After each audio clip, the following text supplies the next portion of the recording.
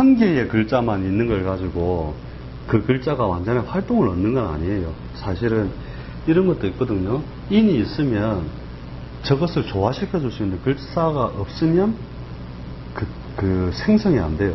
뭐냐면 전부 반대의 기운들이 와서 충돌이 돼줘야만 그걸 하는 거거든요.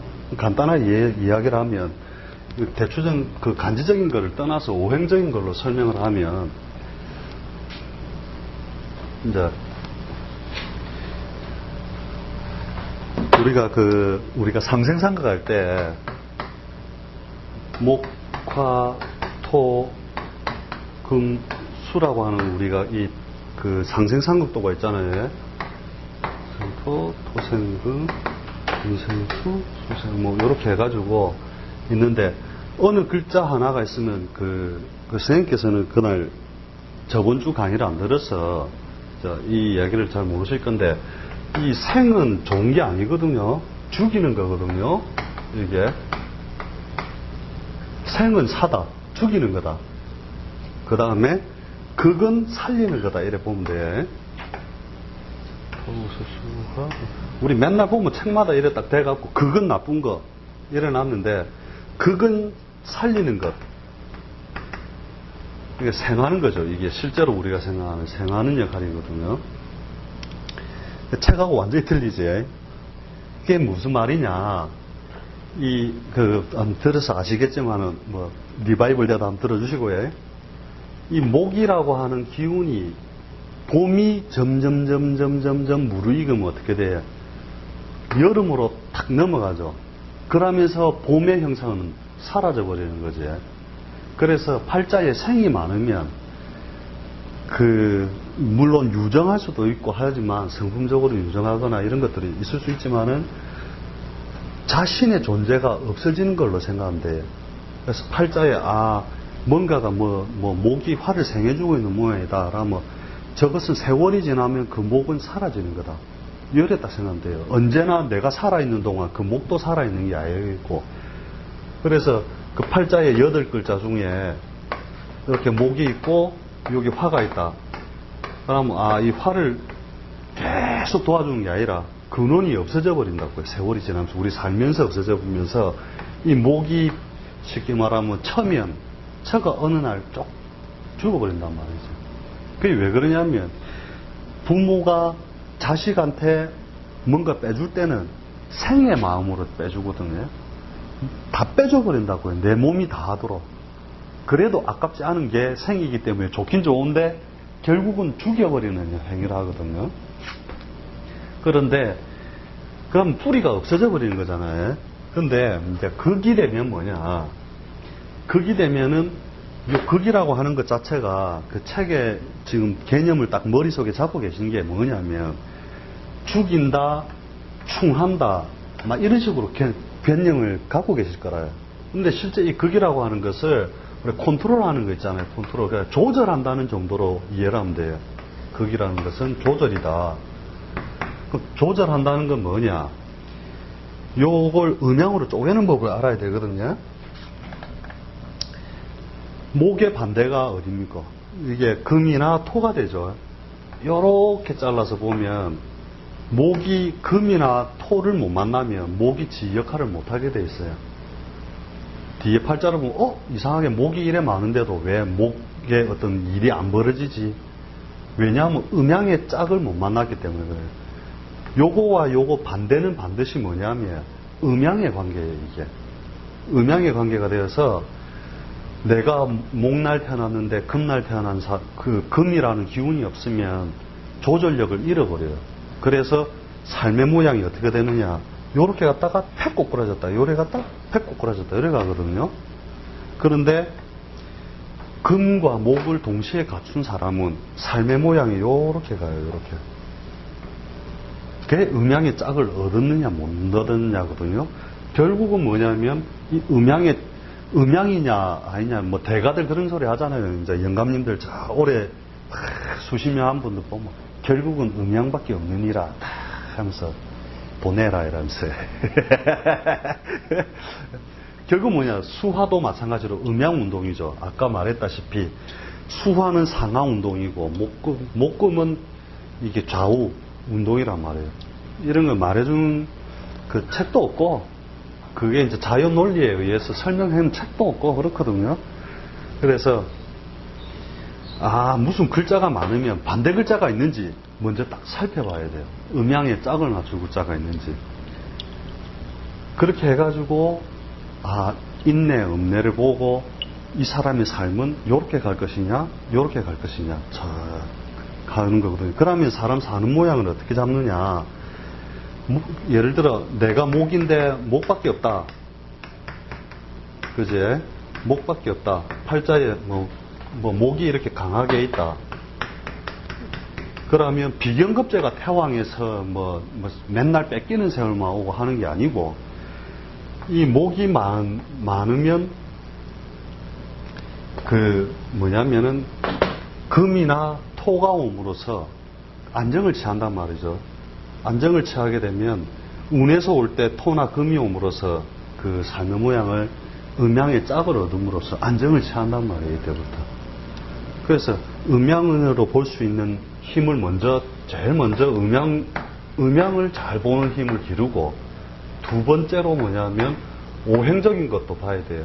실제로는 오행을 무시하는 건 아니거든요. 오행적 대세가 어떻게 가느냐. 이것으로서 힘의 강약을 보거든요. 그 다음에 세 번째로 보는 게 이렇게 간지적인 부분, 간지적 음양을 같이 봐야 돼요. 그 다음에 네 번째는 우리가 말하는 육친적 통변, 그지? 육친적 부분이라든지, 그 다음에 부가적으로 형충, 파해, 공망원진, 삼합, 이런 것들을 쭉 보면서 풀이가 들어가야 되거든요. 결국 여자가 수가 많다는 것은 이 자체가 뭐예요? 음으로 치우쳤다는 거니까 그 삶은 고단하고 피곤할 것이다. 가장 먼저 형태를 딱 잡으면서 그래 딱 음양으로 쪼개서 잡으면 돼. 남자가 이렇게 났다면 그렇다면은 그래도 빌어먹을 때는 있구나. 이 원리를 이용해서 이제 네박자 쿵짝이라는 법을 하나 가르쳐 드릴게. 그거는 뭐냐면 띠만 갖고 하는 큰 스님법이라고도 하는데, 이제 바로 점치는 법을 바로 가르쳐 드립니다. 기초반에서. 이거 듣고 다음 주 와야 돼. 오픈해보면 안 돼.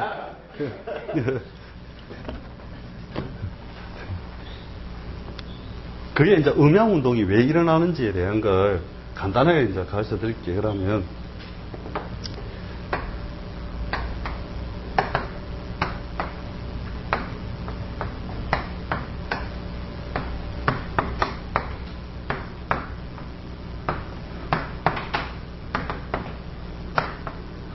자, 이렇게 이제 어떤 매일 일진이 이제 이렇게 간단 말이죠. 자, 가면 이게 어렵지는 않아요. 네 박자 쿵짝이 뭐냐면 우리가 그런 거 하잖아요.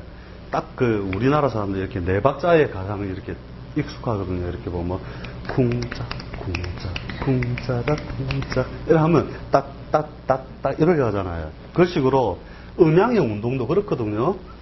자, 자가 지금 제일 잘 나가고 있다. 그지? 이게 쥐날, 이게 날이라고 치고, 쥐날 제일 잘 나가고 있다 치면, 그죠? 그 다음은 축이 다음날 주인공이 될 거잖아요. 그죠? 자기가. 왜냐면 자날이 지가 자니까 주인공이잖아요. 그 다음날 축이 오면 자는 찌그러지고, 축이 주인공이 되는 날 자는 찌그러질 거잖아요. 그죠? 그러니까 어떤 포인트로 가느냐 하면 여기가 제일 지금 오늘이다 치고 오늘이 지날이다 치고 해. 그러면 자가 요 단계에 제일 잘 나가는 자리에 있으면 축은 그 밑에 단계에 올라갈 준비를 하고 있는 거고, 그 다음에 이는 맨 바닥에 있는 거라. 이게 제일 하점에 있는 거다. 그러면 이 인도 다음 날이 되면 요 단계로 갈 거고, 그지? 그 다음에 묘는 뭐냐면은 이제 여기 떨어질 과정에 있는 거지. 이제 요걸 예상하고 있는 거지. 그 다음에 진이 가면은 이제 제일 높은 자리에서 올라가는 거거든요. 그 다음에 요거는 산은 올라갈 준비를 하는 단계에 있는 거고, 오는 바닥에 있는 거고. 그죠?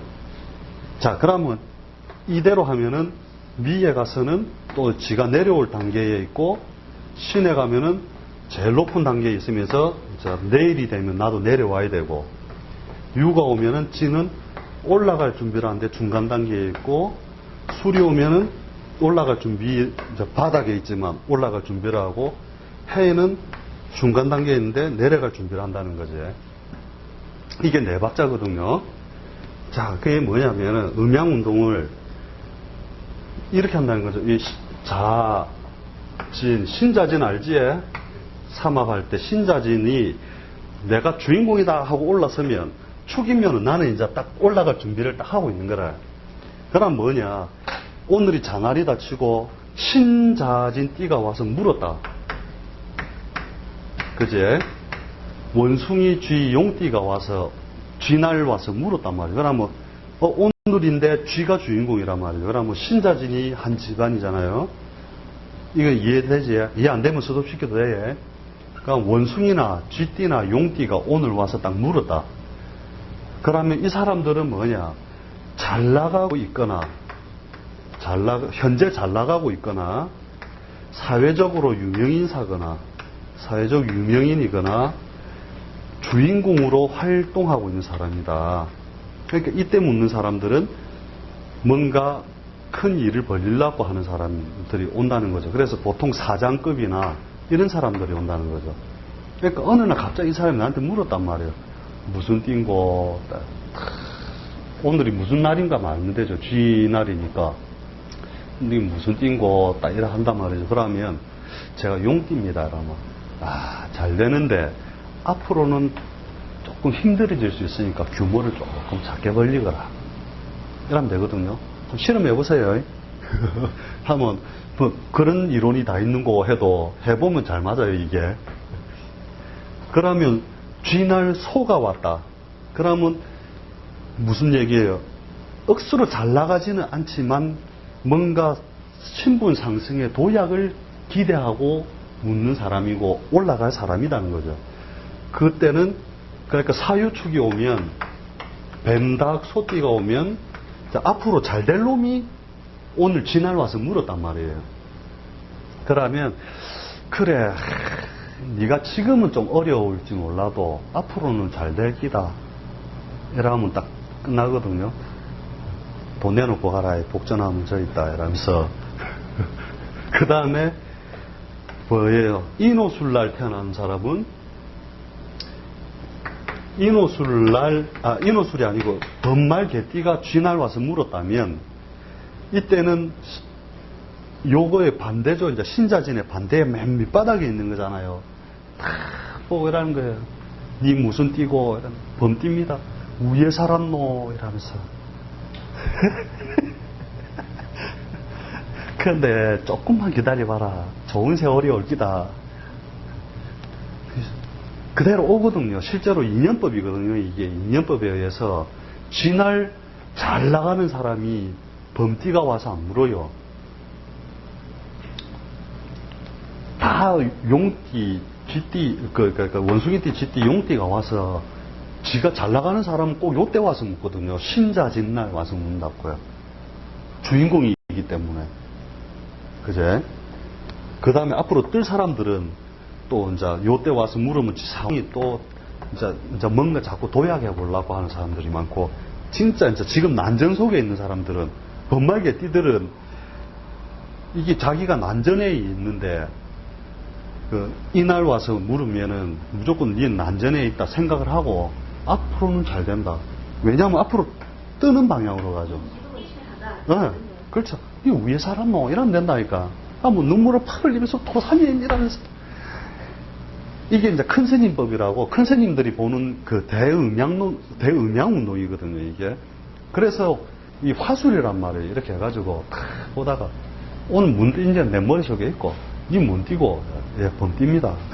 위에 살았노? 딱 이 한마디면 끝이 나는 거예요. 딱 진짜 함축적이고 포함적인 것들이거든요. 그럼 이제 이 이론 알겠지? 그러면 돼지, 토끼, 양띠가 뭐, 니 조심해라, 앞으로. 그지? 왜? 떨어질 놈이니까. 그죠? 다 그러하면 돼요. 해묘미 띠는 떨어질 놈이고.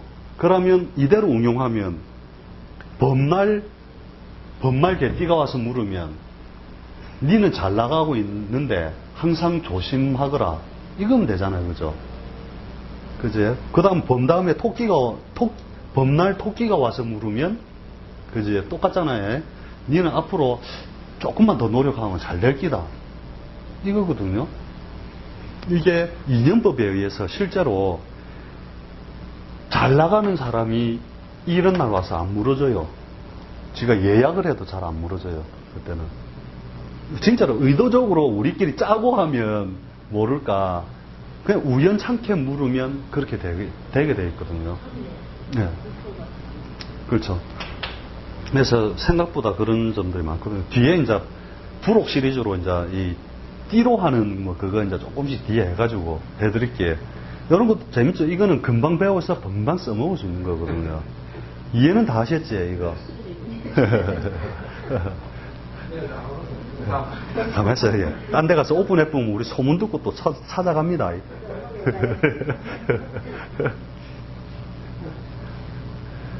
하여튼 간에 이 역이라고 하는 것도 이론으로만 파고들면 지겹고 할 거 없고, 뭐 격국 용신 따지가면서 살충 용의격이 만나 니하고 내하고 술 먹으면서 밤새까지 뭔 격이고 어쩌고 저쩌고 막 이래서 샀는데 다 깨보면 다 거짓말이고 지그들끼리도 돌아서갖고 그게 맞는가는 모르겠는데 이러면서 이란다니까요.